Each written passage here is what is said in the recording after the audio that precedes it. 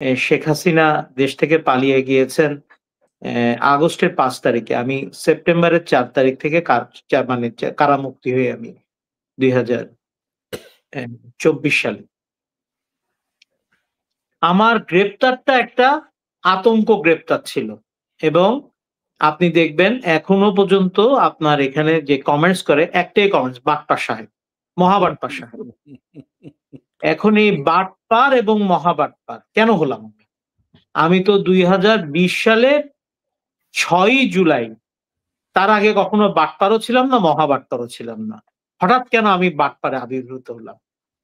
আমি একটা একদম খুব সংক্ষেপে বলি আমি। আমাদের আমাদের ২ টি হসপিটাল ছিল। রিজেন্ট হসপিটাল, একটা উত্তরা, একটা মিরপুর শাখা। যে ২ টা হসপিটাল কোনভাবেই কোভিড এর সাথে সম্পৃক্ততা হওয়ার কোন সুযোগ ছিল না। তো আমাকে একদিন রাত্রেবেলা স্বাস্থ্য সচিব ফোন করলেন তৎকালীন এবং তারপরে ওবায়দুল কাদেরও আমাকে ফোন করলেন। ২ জনই ফোন করলেন আমাকে। ফোন করে বললেন যে, "বাংলাদেশে কেউ বেসরকারিভাবে আগাচ্ছে না। তো তোমার ২ টা হসপিটাল একটু তুমি" আমি দেখেন আমি কিন্তু কনফেস করে কথা বলছি। "তো তুমি এই হসপিটাল ২ টা একটু দিয়ে দাও।"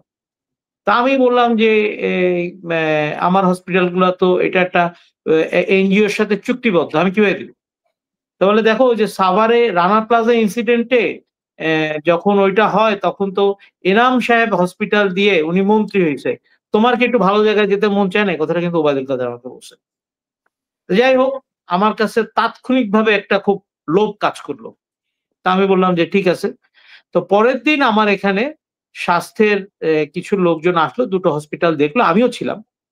তো দেখে বলল যে, "আলহামদুলিল্লাহ আমরা এই ২ টা দিয়ে শুরু করতে পারব।"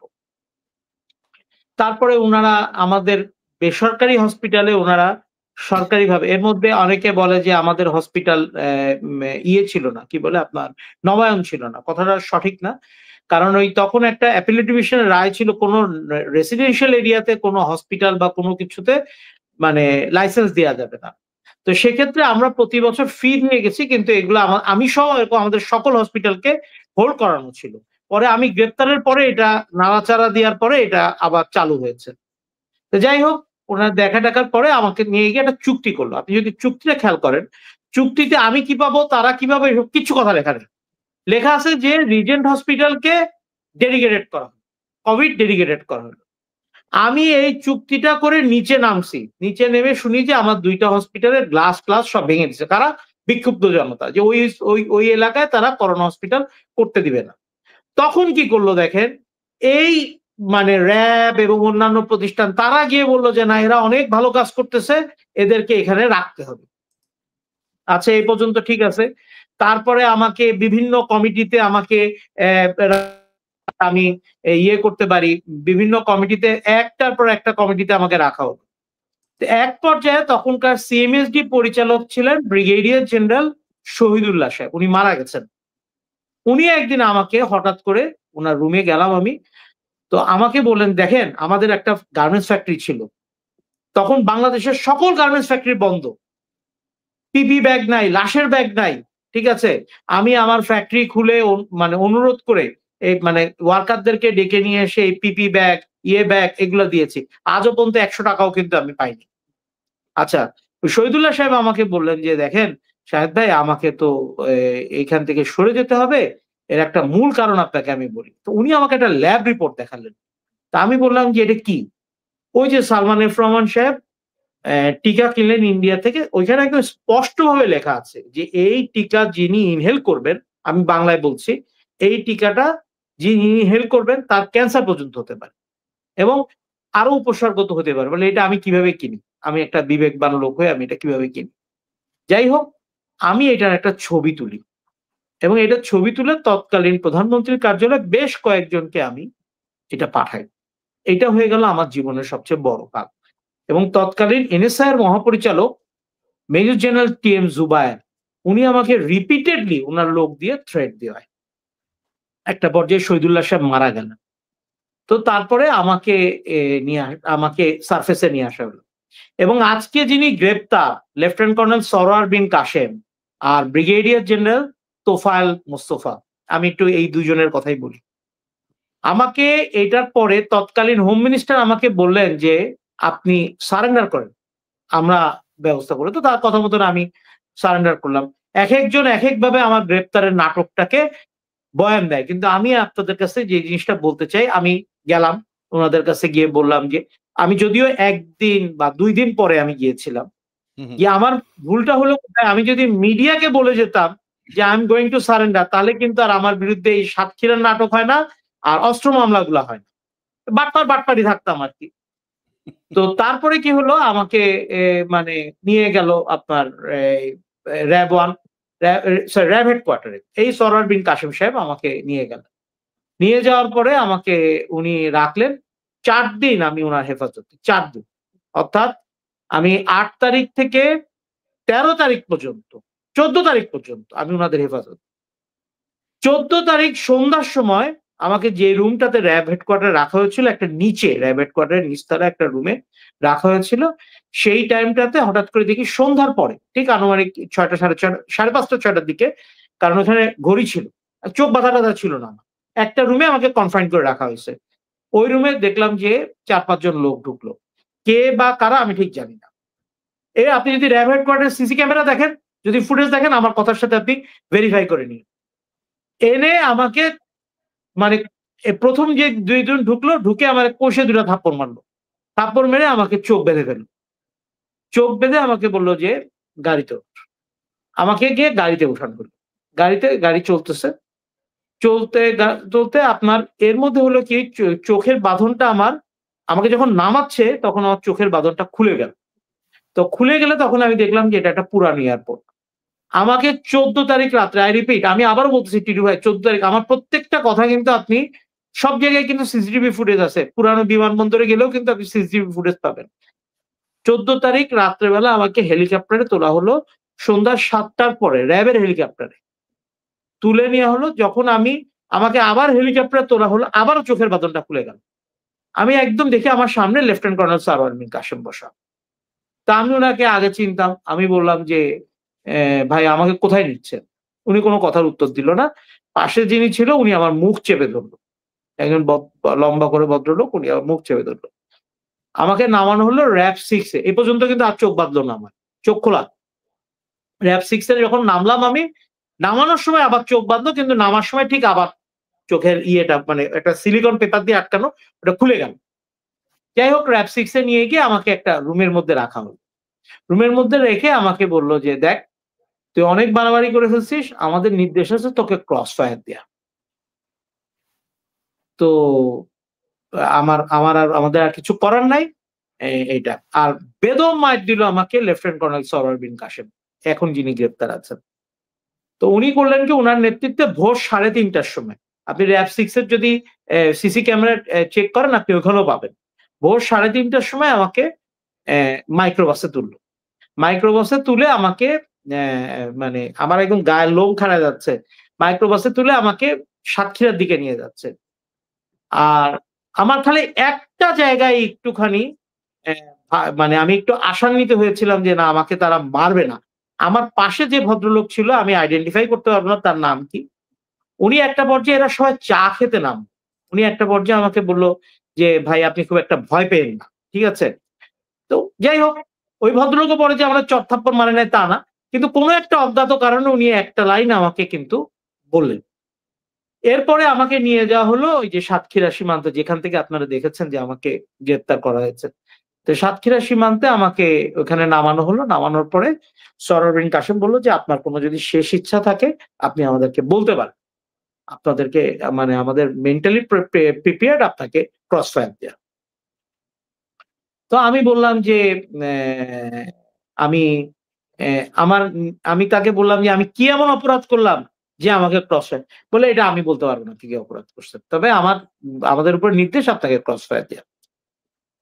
আমাকে রেডি করে ফেলল। এর মধ্যে আমাকে অজু করাইলো। ওই র‍্যাবেরই একজন কর্মকর্তা আমাকে বলল যে, "তুমি আপনি আমার সাথে কলমা পড়েন। আপনি কলমা বলেন, আমি আপনাকে অজু করায় কলমা পড়াইলো আমাকে। কলমা পড়ানোর পরে আমাকে বলল যে, "আর আপনার সময় নাই।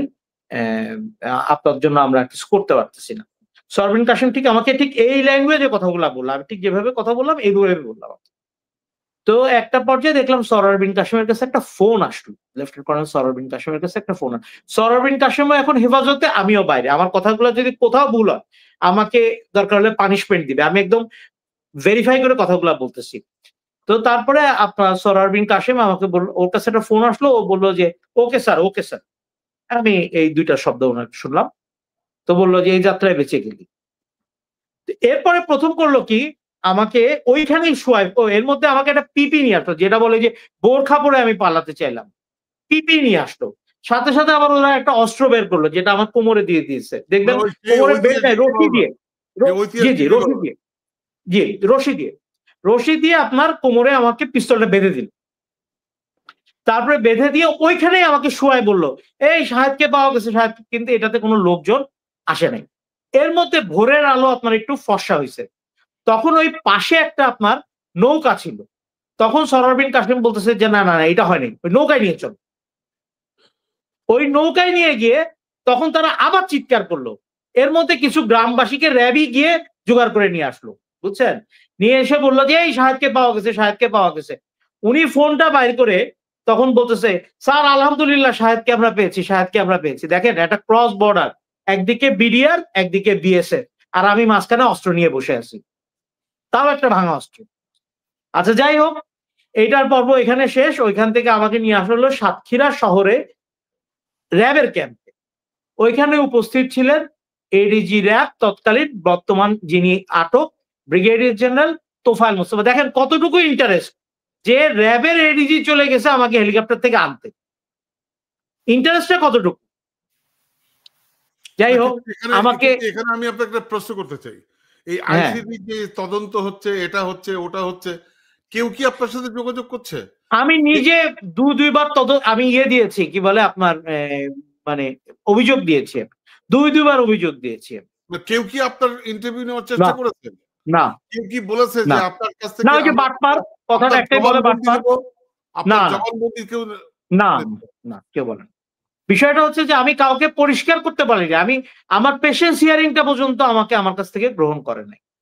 এবং মানে আল্লাহই তাদেরকে বিচার করে দিছে। আমার মতন এরকম অনেক ভুক্তভোগী আছে, এই ২ জনেরই। এই সরওয়ার বিন কাসেম।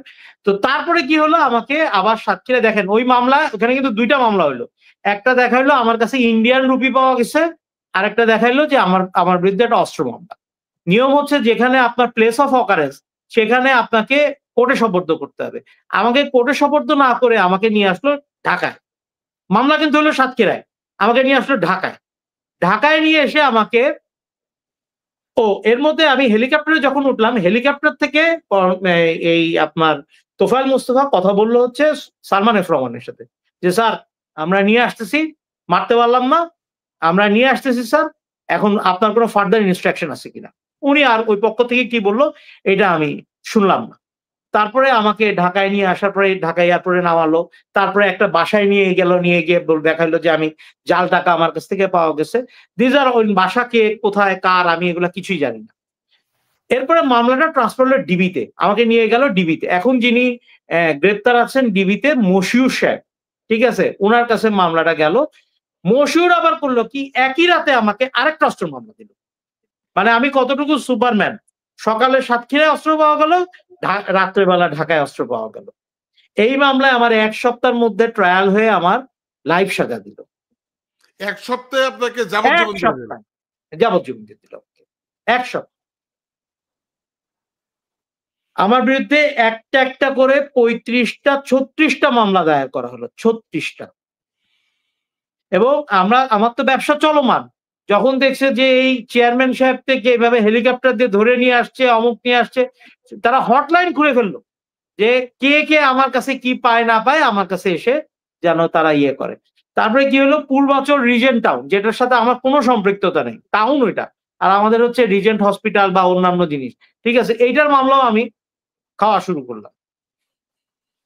এভাবে আমাকে একটার পর একটা অত্যাচার আমার প্রতি শুরু করলো। আমার যতবার জামিন হয় ততবারই গিয়ে আপনার প্রশাসন থেকে আমার লোকজন গিয়ে আমার সাথে দেখা করে, বলে কাগজটা দেন। মানে ওই যে কাগজটা আমি একটা ছবি তুলেছিলাম। এবং তাদেরকে আমি বারংবার বোঝানোর চেষ্টা করছি এই কাগজ আমার কাছে নাই। আমি একটা ছবি তুলেছিলাম মাত্র। এবং লেফটেন্যান্ট মেজর জেনারেল জুবায়ের যতদিন এনএসআই তে ছিল ততদিন যতবার আমার মামলার জামিন হতো উনি ততবার লোক পাঠিয়ে আমাকে এটা আপনার কি বলে বিরোধের চেষ্টা আপনার করতেন। এই জুবায়ের কি এখন জেলখানায়? না, জুবায়ের সাহেব অ্যারেস্ট পলাতক। হয়নি, উনি পলাতক এবং মহা আনন্দে আছেন। উনি তো পলাতক। আমার জীবনে দুইটা ইংল্যান্ডে স্বপ্ন ছিল। আছেন? উনি কি উনি বাংলাদেশে ইংল্যান্ডে আছেন। না উনি না, উনি ইংল্যান্ডে আছেন। বাংলাদেশে নাই, উনি উনি ইংল্যান্ডে সম্ভবত আছেন। দেশের বাইরে আছেন। উনি দেশের বাইরে আছেন এবং ব্যাপারটা হচ্ছে কেউ কখনো আমার কাছে, আপনি এই আপনার অনুষ্ঠানে আমি 2 বার আসলাম, আমি 2 বার কথাগুলোকে এক্সপ্লেন করার চেষ্টা করলাম। আর আপনি দেখবেন আমি একসময় আওয়ামী লীগের পক্ষে অনেক কথা বলেছি, তার খেসারত আমি 4.5 বছর দিছি। এর জন্য আমি জাতির কাছে ক্ষমাও চেয়ে নিছি। এবং আপনি দেখবেন আওয়ামী লীগের পেজ থেকে, ওদের একটা পেজ আছে, ওইখান থেকে আমার গালাগালি করে।